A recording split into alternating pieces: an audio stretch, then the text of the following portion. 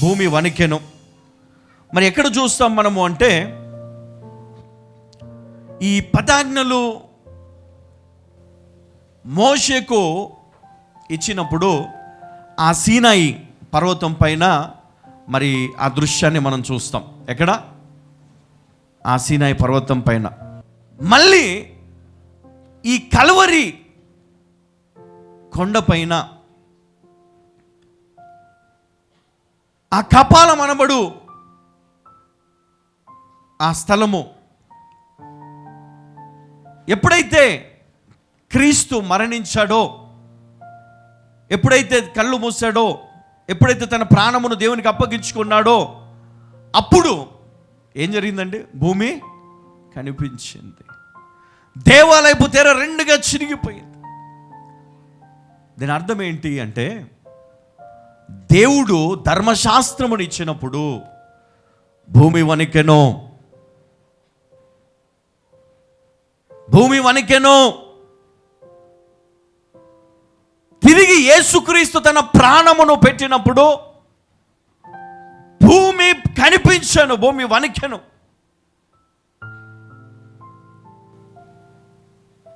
అప్పుడు దేవాలయపు తెర 2గా, అంటే ఏ ధర్మశాస్త్రమునైతే తండ్రి అయిన దేవుడు ఇచ్చాడో ఆ ధర్మశాస్త్రము క్రీస్తు మరణము ద్వారా అది కొట్టివేయబడింది. ఎందుకంటే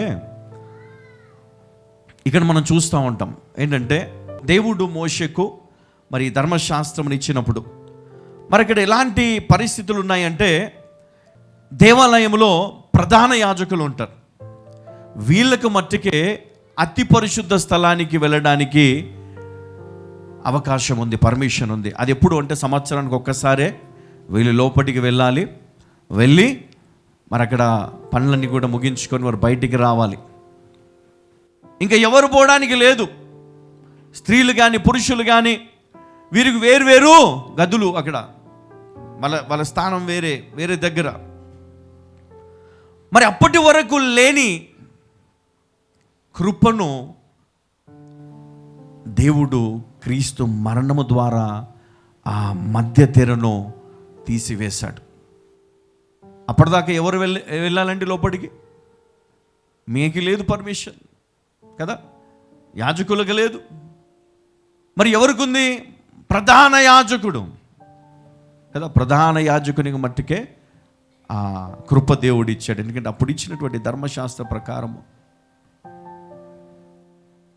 ఆ అతి పరిశుద్ధ స్థలములోనికి వెళ్ళడానికి దేవుడిచ్చినటువంటి ఆ కృప. కానీ ఇప్పుడు నీకు నాకు మనందరికీ కూడా దేవుడు డైరెక్ట్గా కృప ద్వారా ఆయన యాక్సెస్ని ఇచ్చాడు మనకు. హల్లెలూయా, హల్లెలూయా. ఆనాడు ఆ సీనాయి పర్వతం పైన ఆ భూకంపం వచ్చిన సమయమున దేవుని మాట, దేవుని వ్రాత మోషేకు ఇవ్వడం జరిగింది ఈ లోకం కోసం. అదే యేసుక్రీస్తు మరణించిన సమయంలో జరిగింది. సమాధులు తెరవబడ్డాయి. ఆదివారం నాడు అంటే పునరుత్థాన దినమున ఆ సమాధుల నుంచి మృతులు లేచారు. వారు వీధుల్లో నడిచారు. క్రీస్తు మహిమను గురించి వారు చెప్పినట్లుగా మనం చూస్తూ ఉన్నాం. వారు ఎన్ని రోజులు ఉన్నారు, ఎంతకాలం బ్రతికారు అని ఎక్కడా లేదు. కానీ ఇది జరిగినట్లుగా పరిశుద్ధ గ్రంథములో స్పష్టంగా తెలియబడుతుంది. కాబట్టి ఈరోజు మనము ఒక విషయాన్ని మనం ఆలోచన చేయాలా. నీ ప్రార్థన, నీ విజ్ఞాపన ప్రార్థన, నీ పశ్చాత్తాపము ఈరోజు నిజంగా దేవుని దగ్గరికి చేరుతుందా? ఎంతమంది ప్రజలు ఉన్నారు అక్కడ? సామాన్య ప్రజలు ఉన్నారు, నేరస్తులు ఉన్నారు, యూద మత నాయకులు ఉన్నారు, యూద సైనికులు ఉన్నారు కదా, శతాధిపతి ఉన్నాడు. అంటే ఈ గుంపులో నువ్వు ఎక్కడున్నావు? నువ్వు ఎవరివి? ఈ గుంపులో నీ పాత్ర ఏంటి? ఒకవేళ నువ్వు కూడా ఉన్నావా? ఈ గుంపులో నువ్వు ఉండాలి, ఖచ్చితంగా ఉన్నావు. కానీ నువ్వు రోమా సైన్యంలో ఉన్నావా? లేకుంటే ఆ యూద మత నాయకుల్లో ఉన్నావా? లేకపోతే తృణీకరించిన యూదుల గుంపులో నువ్వు ఉన్నావా? లేకపోతే అక్కడ ఉన్న ప్రజలు, అనేక ప్రజలు, నేరస్తులు, శతాధిపతి, దూరం నుండి చూచున్నవారు,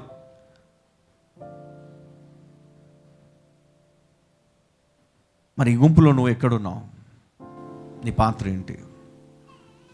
ఒకవేళ నువ్వు దేవునికి దూరంగా బ్రతుకుతున్నావు, ఈరోజు నువ్వు దేవునికి చాలా దూరంగా ఉండి దేవుని దుఃఖపరుస్తున్నావా? ఆ రోమా సైనికుల వలె నీవు కూడా ఈ లోకములో పడిపోయి ఆయనను గాయపరుస్తున్నావా?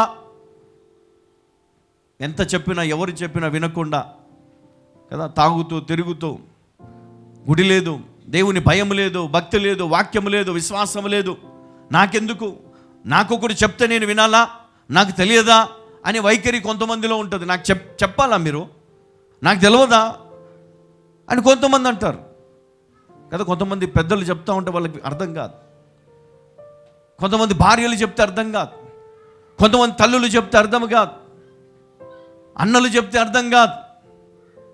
వాళ్ళు ఏమనుకుంటారంటే, నేను సంపాదిస్తున్నాను, నేను తాగుతాను నా ఇష్టం, నేను తిరుగుతాను నా ఇష్టం, నేను నా జీవితాన్ని ఈ విధంగా నేను పాడు చేసుకుంటాను నా ఇష్టం, నేను చస్తే నేనే చస్తా, పాడైపోతా నేనే పాడైపోతా, రోగం వస్తే నాకే వస్తుంది, మీకేంటి బాధ? అయ్యా, బాధ మాకు కాదు, బాధపడేది మేం కాదు, బాధపడేది యేసు క్రీస్తు, బాధ పెట్టేది మీరు క్రీస్తును. ఇది విధి. సైనికులకు ఇవ్వబడినటువంటి పని వాళ్ళు చేస్తూ ఉన్నారు. వాళ్ళు ఏమన్నారు? అయ్యా మేము చెయ్యాలి, లేకపోతే మా ఉద్యోగం పోతుంది అంటారు. కానీ వారికి కూడా మనసు ఉంది, వారు కూడా పశ్చాత్తాపడ్డారు. ఆయన రక్తము ఆ సైనికుని మీద పడ్డప్పుడు ఆయన కళ్ళు తెరబడ్డాయి. అయ్యో, ఒక నిరపరాధిని నేను సిలువ వేశాను, ఒక నిరపరాధిని నేను బాధ పెట్టాను అని బాధపడ్డాడు. మరి ఈరోజు మనము కూడా మన క్రియల ద్వారా మనము క్రీస్తును బాధ పెడుతూనే ఉన్నాం, ఇబ్బంది పెడుతూనే ఉన్నాం, ఆయనను మనం ఎప్పుడు కూడా గాయపరుస్తూనే ఉన్నాం. నిజమే, చాలాసార్లు మనం కూడా మన అవసరముల కొరకు మనం ఆయన తృణీకరిస్తూ ఉంటాం. దేవుడు వాళ్ళకి ఇచ్చాడు, వీళ్ళకి ఇచ్చాడు, నాకు ఇచ్చాడా, నాకు చేశాడా, నేనెందుకు వెళ్ళాలండి మందిరానికి, నేనెందుకు వెళ్ళాలండి, నేనెందుకు ఇవ్వాలండి దేవునికి, నేనెందుకు కానుకలు ఇవ్వాలి, నేనెందుకు దశమ భాగం ఇవ్వాలి, దేవుడు నన్ను ఆశీర్వదించాడా, నేను కష్టపడ్డాను పైకి వచ్చాను, అంతేగాని దేవుడు ఏం చేస్తాడు నాకు? దేవుణ్ణి తృణీకరించినటువంటి మరి యూదులు వారు కూడా ఇలాగే మాట్లాడారు. వారు కూడా అన్నారు, ఒక సమయం వచ్చినప్పుడు సిలువ వేయండి, ఆయనను వెక్కిరించారు. వీరు యేసు చెప్పిన మాటలను వారు తప్పు పట్టారు. కాబట్టి నిజంగా వీరు దగ్గరుండి ఆయనను సిలువకు అప్పగించారు. వీరు ఎదురు చూస్తూ ఉన్నారు, ఏం జరుగుతుందో. నిజంగా ఈరోజు ఒకసారి మనం ఆలోచన చేయాలా?